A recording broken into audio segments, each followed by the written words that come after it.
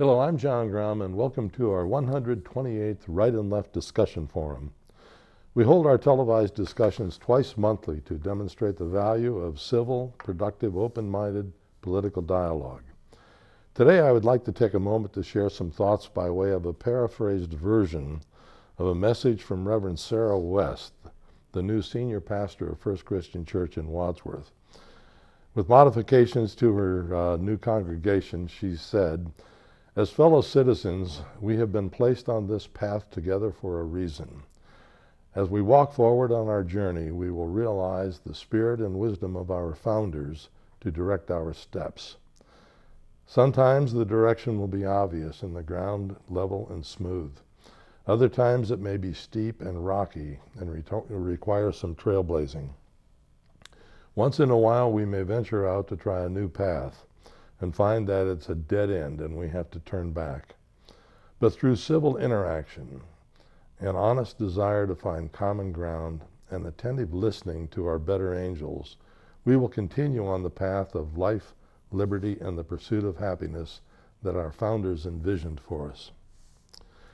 Today's topic has to do with hatred in politics. There's a growing concern in our country that the level of political hatred, or to some people, Trump derangement syndrome. Today, our panel will share this thought as to what it is, who is responsible, and what, if anything, can be done about it. Today's panel, beginning on my left, is Patty Haskins, retired member of the Wadsworth City Council. On her left is Jerry Ritzman, co-founder of Ritzman Pharmacies. On his left is Dr. Ronald Chamberlin, retired senior research chemist. And on his left is Bryan Laubaugh, president of R&B Financial Services. Patty, I think you would agree that the level of political rancor in this country is either near or at an all-time high. How do you explain it? What, if anything, can be done about it? And what do you see in the future? I think one of the reasons is that the far left and the far right are driving today's politics and driving the media as to what is shown on TV. And that has become the norm as opposed to the middle. The moderates are going by the wayside. I also think it has to do with the leadership that is... Excuse me, is it because the moderates are not interesting to the media? Do you think that's what it is? I think that's part of it. It's not a good show. Yeah, that's what it's really not a good show. I was watching the Trump rally speech in Miami. Mm-hmm. And, he made it a very point, it was very obvious. He said, "You don't want me to be presidential. If I'm presidential, I'm boring, and that wouldn't be fun." And he's made this comment before. He did this during the campaign, and he's doing it now. Yeah. And this is the type of leadership that we're seeing. One of the interesting things that I saw was, of course, there was the chant about the media and fake news. And unfortunately, what's been labeled as fake news is anything that you disagree with, or anything that is critical automatically becomes fake news, which is not... Or spun. Or spun, and which is not the case. And it's interesting at these rallies that the attendees are hyped up to oppose the media. I later saw a video of Jim Acosta. Is it Jim Acosta? Is that his first name? Yes, I believe from so. CNN. Yeah. And he was in his platform making his, just doing his spiel for his network. And he was surrounded by attendees at the rally who were cursing at him, giving him the middle finger, yelling at him. And unfortunately, that type of hatred, I think, is built up and spawned by leaders who say it's okay to act in this manner. Mm-hmm. We have people... Like Maxine Waters. I was just going to say, because I try to be fair. I know you do. And I think, And you're better at it than I am. I think Maxine, in my opinion, I think Maxine Waters went overboard, by telling, groups to go out and get into people's faces.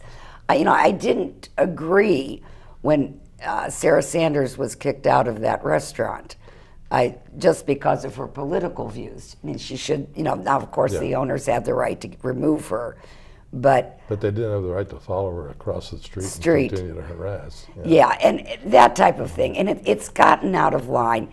The fact that we're still chanting "lock her up" at rallies for the president, the fact that he claims that he doesn't want to be presidential, and that people act upon this or act upon the urgings of a Maxine Waters is unfortunate, so that it really tends to prevent us from having civil discourse and listening to one another. I just listened to the news this morning, and it was those awful Democrats that are to blame down the line. It's the awful Republicans down the line. Friend of mine says reprehensible Republicans. That's his term. Yes. And we need to listen They're all to one reprehensible, right? another. We need to listen to one another more often and come to some ideas, because that's the only way things are going to be done. Yeah. One question before we go on to Jerry. Thinking into the future, now we've got another 2 years of this term and possibly 4 more after that. Right. What in the world is going to become of us in that period of time? I mean, things are getting worse by the day, aren't they? Yeah. Very honestly, I think the only way to prevent this is at the ballot box, and to elect people to get rid of him. But that's not going to change the behavior of the people. What we're talking about right now is the behavior of the people. But I think that the leadership are the ones that are spawning that, if that's what they demand. I mean, I saw John McCain in that town hall, and a lady approached her and said, "I don't like Obama, he's a Muslim, he's this and that." And he stopped it right there and said, "Listen, he is not a Muslim, he's a good man, we have differences of opinion." And that was the end of it for the evening. And that's what it takes, is people on both sides to come out and speak against or all of this spin that's taking place. Yeah. Jerry, what are your thoughts? Well, you mentioned in your opening some advice of the Founding Fathers, and so many times I hear references or see references to George Washington's farewell address to the nation, as he informed the nation he was not going to run for president again. And so I went to the source document to see what's in there, and it's available online. It is a difficult read because of the difference in terminology and language and vocabulary from 200 plus years ago. But in here, he says 2 or 3 things that I think that apply to today. And so many times I used to think that these folks that kind of said, what was going to happen in the future, like the book 1984, or It Can't Happen Here, or Brave New World, and that type of thing. I thought these people were kind of clairvoyant, but after reading a lot of that stuff, I think that they are just very astute observers of human nature, and they say under these conditions, this is how they feel that humans will react, and they follow it to its logical conclusion. But anyway, one of the reasons that he wrote this farewell address, and he states the reason near the end of it, he says that he wrote this to moderate the fury of party spirit, to warn against the mischiefs of foreign intrigue, because he was kind of an isolationist at that time, and probably due to communications and travel and so forth. But that's the reason that he wrote it.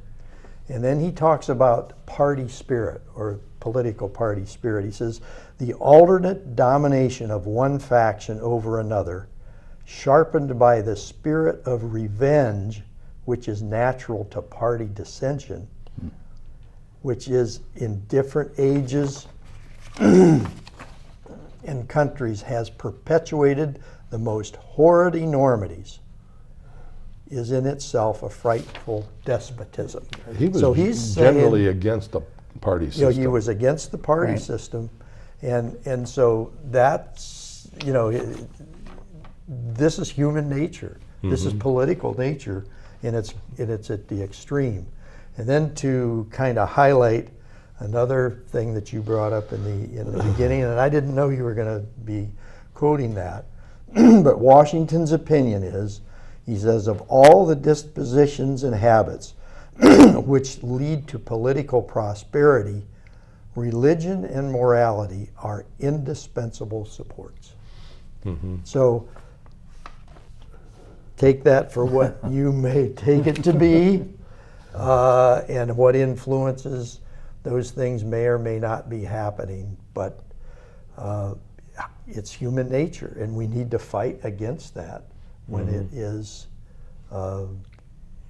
exhibiting the things that it's exhibiting. Ron, do you think this we're in the ugliest period we've ever been in, or at least in your lifetime?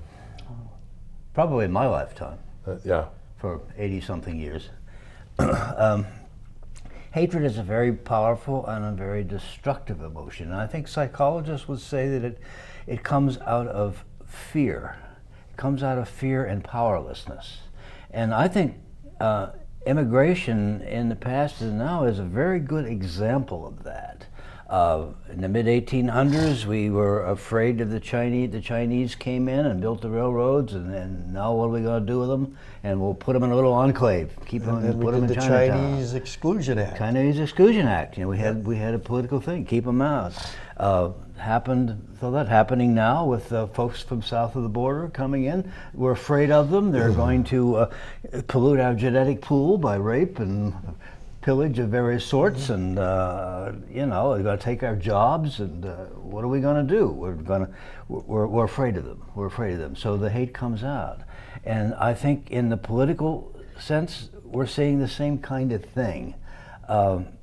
It's probably too much of a simplification to say, okay, the rabid Democrats who are shouting at the Sarah Sanders in the restaurants are feeling powerless because they don't have any political power in the U.S. Congress. We're not in power right now, but there's some hopeful things, and there's an editorial today. One of the commentators in the Akron Beacon Journal has been meeting with a group of young veterans of Iraq and Afghanistan, who are either in Congress now or are running for Congress and are being successful.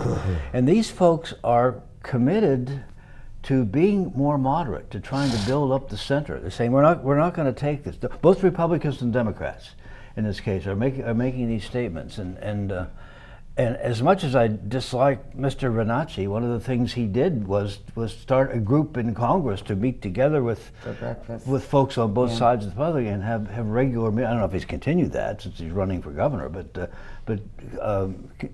have regular discussions of folks in Washington of them to try to hash out things in a bipartisan fashion. And so there's some hope. There's some hope here. And I think maybe, John, you're one of the cooler heads here in your push for civility, and there are others who are doing the same thing. Yes. And that's the only way it's going to be. And Jerry, you know, the moral foundation, that's there in lots of folks.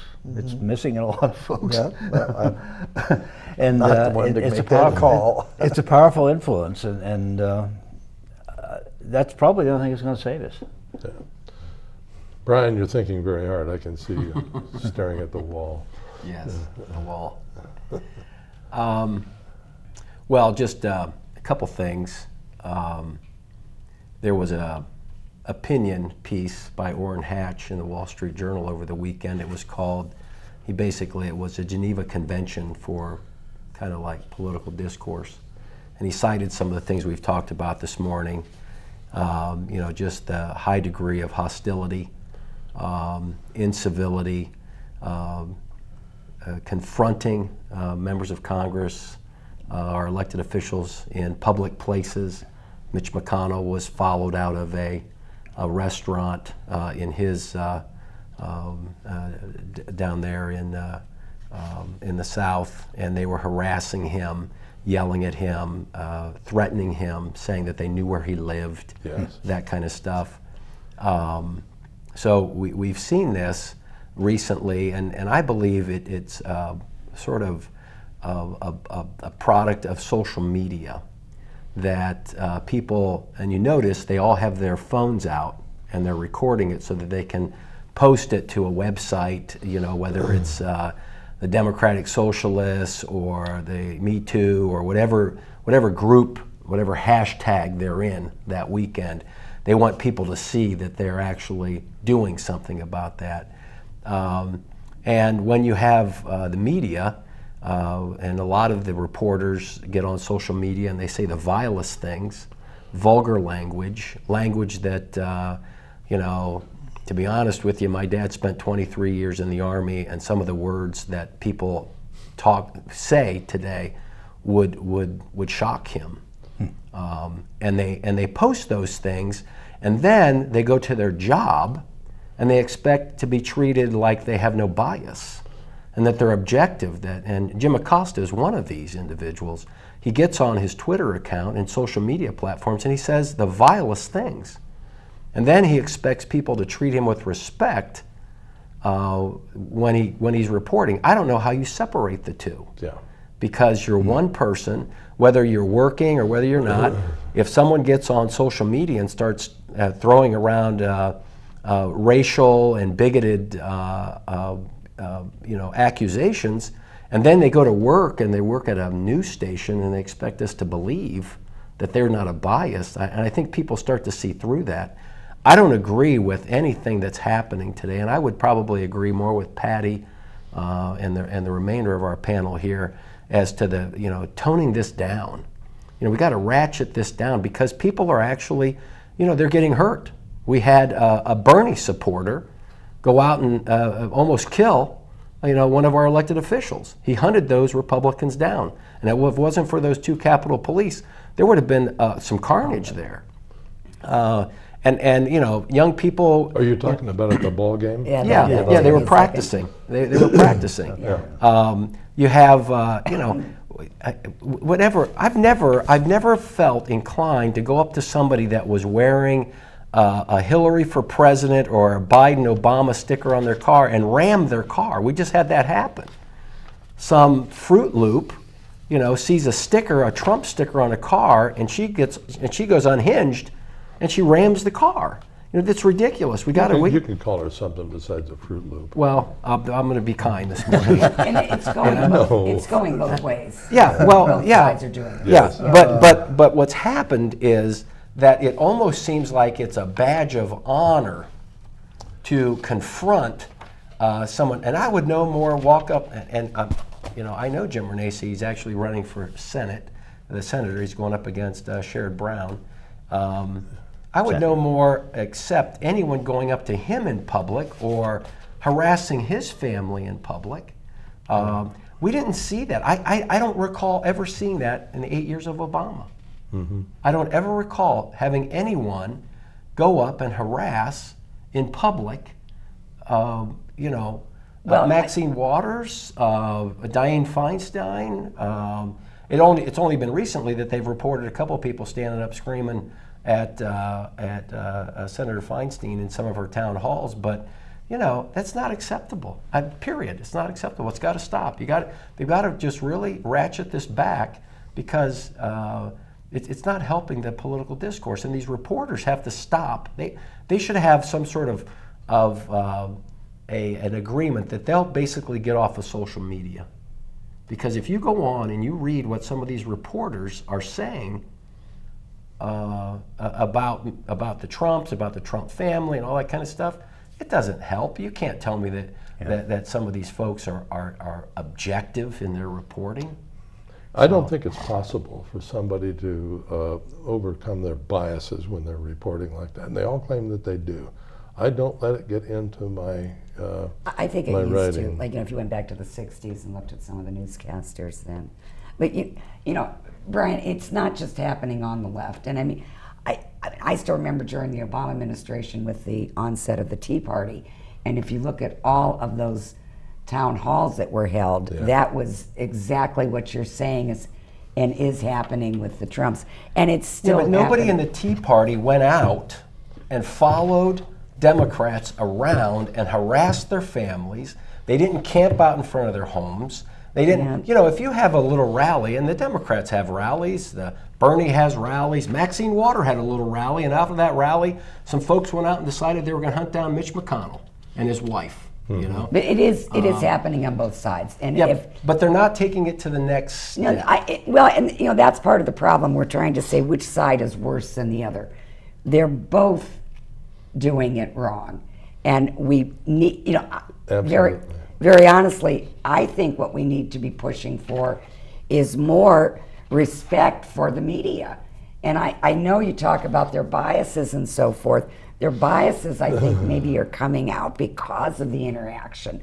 You know, they are, if you listen to any of them, they've never been tormented, whether left or right, in the way that they have been.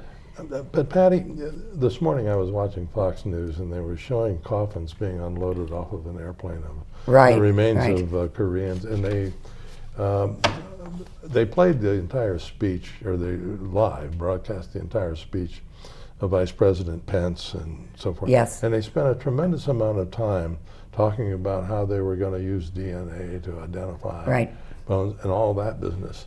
I saw that. Then they mentioned that the entire episode, or the entire event, was covered for 58 seconds by CNN and not at all by MSNBC. Now, that tells me something about the media. I mean, well, it was covered on all of the networks the day before, but it depends upon which part that you were talking about. About the speech. Well, that's the point. That was Mike Pence's speech, but there was hours of events occurring there. You know, there was all of the. And they were covered by the major media? Oh yeah, I watched it on all the stations. Did you really? When the boxes were first brought out, and then they were placed into caskets then, all of the events that were going on at Pearl Harbor. I know yesterday it was like in the morning, and then, some did not cover all of Mike Pence's speech.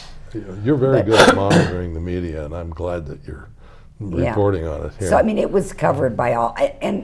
But again, that was Fox's way of, let's put a jab into the unpatriotic Democrats. So that's unfortunate. And if you look at the purpose of that's the only purpose of doing that. John, your original question was, what's the cause of this, right? Let me look back again to Washington's address and something that I have underlined. He says, the common and continual mischiefs of the spirit of party, in other words, what parties do, is to distract the public councils and enfeeble the public administration. The party spirit agitates the community with ill-founded jealousies and false alarms, kindles the animosity of one part against the other, foments occasionally riot and insurrection. Yes, all of that stuff. All of that stuff. Party over country, right? Yeah, and exactly right. And then in one part, I don't know, I had it here someplace where they misreport, they misrepresent, or they just out and out lie. Well, remember about it's a whole. So it's again, an example of. I'm not a sports guy, but there's a lot of rabid sports fans out there. You know? Yeah, and they hate each other. You hate the Yankees. Yeah. Oh yeah. Whatever. Yeah. Some of those pregame.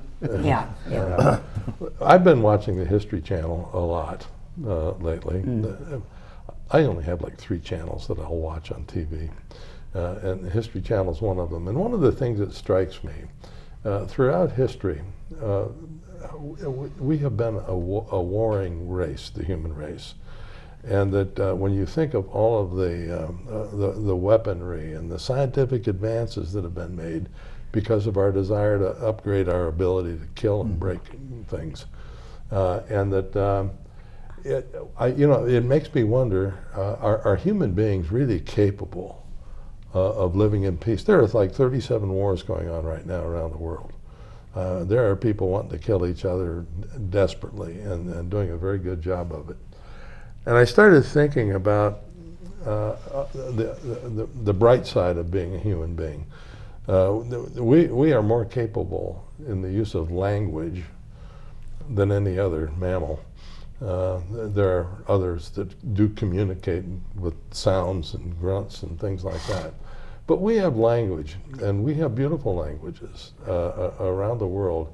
And with those languages, we've got the ability to do some wonderful things, some beautiful things, not just poetry and comedy and all of that, but we've got the ability to discuss things with each other and to find common ground, to show respect for each other. We've got that gift, but we don't use it for those things.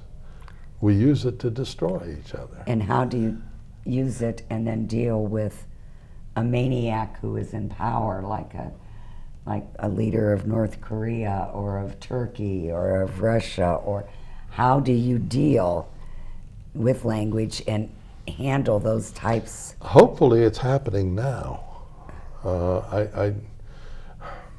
I think that we've had examples throughout history of moments where leaders would get together and dissolve and Stalin, resolve Churchill, and yeah, that's Roosevelt. I think that would be a good example. Reagan as well. And yes, I would agree. Ronald Reagan. Thinking of North Korea, I mean, this is another example of fear. Kim Jong-un he's fearful, you know, and I'm going to build up my nuclear capability so people will respect me and I will have power and no one is going to come get me. Right. As long as somebody that I don't like has power and that I don't like anybody very much. Remember that song? Yes, I do. There's rioting in Africa. There's trouble in Spain. Anyway, no, I think it's a real shame that we don't use the beauty of language to solve more problems.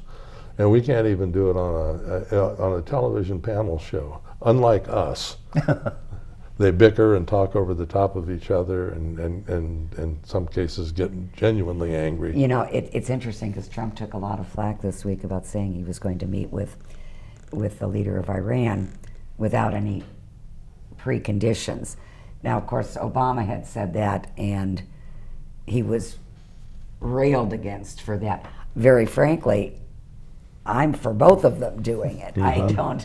I don't, you can't say the one is good and the other one is bad, but at least that's one thing I agree, on this note, I agree with President Trump. I do think that talking to your enemies is important. Good, we'll end on that happy note. Thank you very much for a wonderful program.